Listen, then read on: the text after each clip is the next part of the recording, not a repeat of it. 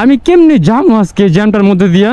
মানুষ কমেন্ট করে জ্যামে বসে বসে যে আজকে আমি জ্যামে বসে আছি এখনো, তাও একদম লাইভ আপডেট আপনাদের যাচ্ছি দেখাইতে যে জ্যামগুলো আসলে কোন জায়গা থেকে শুরু হয় আর জ্যামগুলো কোন জায়গায় কেন হয়।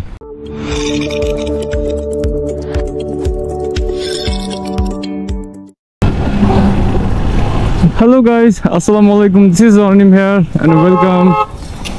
আরে রিক্সাগুলোর জন্য একবার আমার আঙুলটা ভাঙছে, এখন যদি আবারও ভাঙে, ভাঙাটা কেমন হবে? যাই হোক, প্রতিদিনের মতো আজকেও যাত্রাবাড়িতে মানে এমন জট, এমন জ্যাম, চিন্তাধারার বাইরে। এখন থেকে রেগুলার ঘর থেকে বেরোবার সময় আপনারা ড্যামরা গ্রুপ বা যাত্রাবাড়ি গ্রুপ, প্রত্যেকটা গ্রুপের মধ্যে এখন খুব সহজ হয়ে গেছে সব কিছু। আপনি ঘরে বসে চাইলে আপনারা বাইরের আপডেট নিতে পারবেন। গ্রুপে একদম প্রতিনিয়ত আপডেট দিচ্ছে যে কোথায় কি জ্যাম আছে, কখন কে বেরোবেন না বেরোবেন বইলা দেয় সবাই, আর কি জনস্বার্থে গ্রুপ মেম্বাররাই পোস্ট করে দেয় যে আজকে আপনারা এখান দিয়ে আইসেন না, আর আসলেও সময় নিয়ে বের হবেন কারণ অনেক জ্যাম। এখন আমার যাওয়া লাগবে বংশালের দিকে, তো আমার ভাবলাম যে আমি কেমনে যাবো, আমি চিন্তায় বেড়ে গেছি পুরো, বুঝলেন যে যাত্রাবাড়ি যে জ্যামটা আমি কীভাবে ওভারকাম করবো, আমি তো এই চিন্তাতেই মানে আমার জ্বর এসে পড়তেছে যে কী রে বাবা। আমি গ্রুপে দেখলাম ভয়াবহ অবস্থা, মানুষ কমেন্ট করতেছে জ্যামে বৈশা, কমেন্টে লিখতেছে যে জ্যামে বৈশা কমেন্ট করতেছি, জ্যামে বৈশা বলছি আমি। তো কি একটা ভয়াবহ অবস্থা হইলে মানুষ মানে গ্রুপের কমেন্ট করে জ্যামে বৈশা।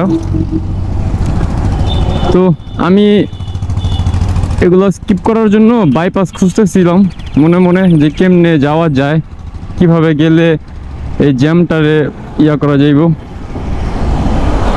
তাই লোকাল রাস্তা দিয়ে যাচ্ছি, আজকের উপরে উঠি নেই, কারণ উপরে উঠলেই ভয়, কখন কি হয়ে যায় বলা যায় না।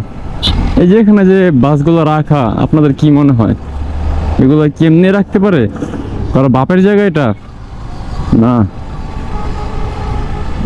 যাক, আমি ভাবছিলাম এখান দিয়ে জ্যাম পাবো, বাট এখানে জ্যাম পাই নাই।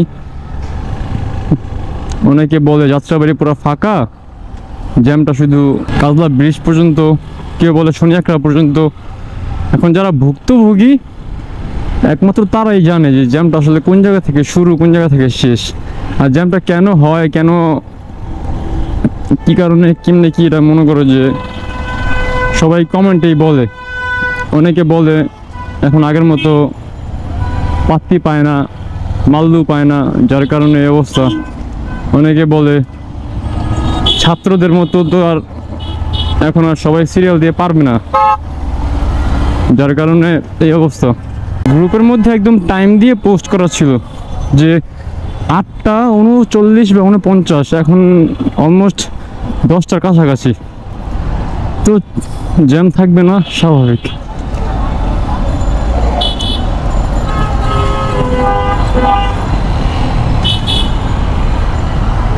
গাইজ, একটা কথা আপনাদের বলে দিই, আমি আমার গাড়ির কাগজটা আর আমার লাইসেন্সটা আমি ভুলক্রমে আর কি বাসায় রেখে চলে আসছি। এখন সার্জেন্ট আপনাদের তখনই ধরবে যখন আপনার ড্রাইভিং বেপরোয়া হবে, কোনো নিয়ম ভঙ্গ হবে, সেক্ষেত্রে আপনাকে ধরবে চেক করার জন্য। আপনি বেপরোয়া বাইক চালালে বা আপনার হেলমেট না থাকলে, কিন্তু আপনার যদি হেলমেট থাকে, আপনি যদি বেপরোয়া বাইক না চালান, আপনাকে কখনো আটক করবে না সার্জেন্ট পুলিশ। তো আমি নির্দ্বিধায় বেরোইছি, আমার স্ক্যানার আছে, আপনারা স্ক্যান করতে পারবে। আমি এই সমস্যাটা নিয়ে কই যাই, এটা তো বিরাট সমস্যা বাইকের আমার একটা, আমি বুঝি না আমার বাইকের তেল আছে কি নাই।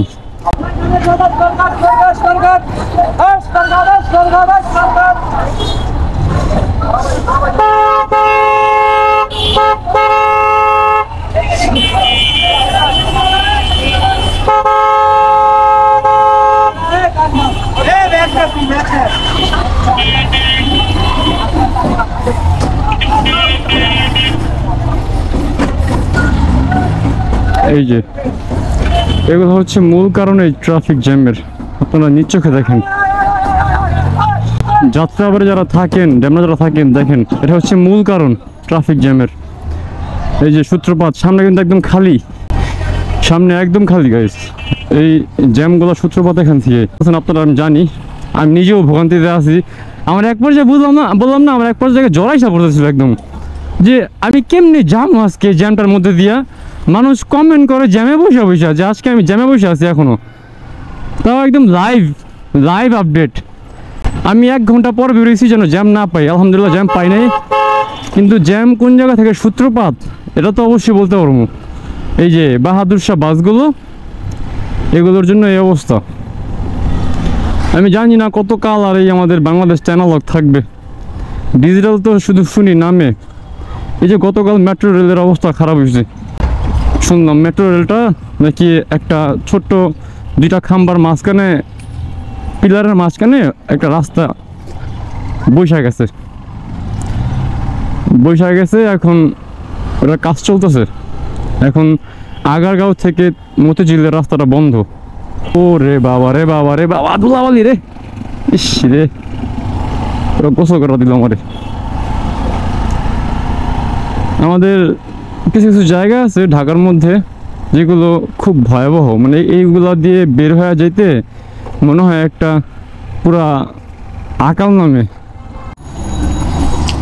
যাই হোক, ভিডিও এই পর্যন্তই। ভালো থাকেন সবাই।